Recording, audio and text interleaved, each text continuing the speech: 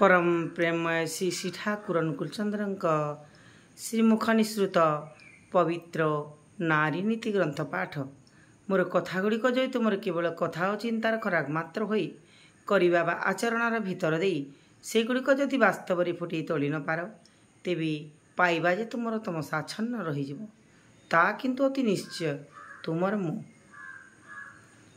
नारी नीति जननीत्व जाति नारी ठारू जन्मे ओ वृद्धि पाए तेणु नारी जननी आउ एमिति करी ही से जातिर भी जननी ताहार शुद्धतार उपरे ही जातिर शुद्धता निर्भर करुछि।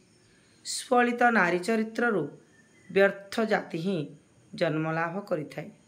बुझी देख नारीर शुद्धतार प्रयोजनीयता कौन। वाणी संख्या 62। जय गुरु जय गुरु।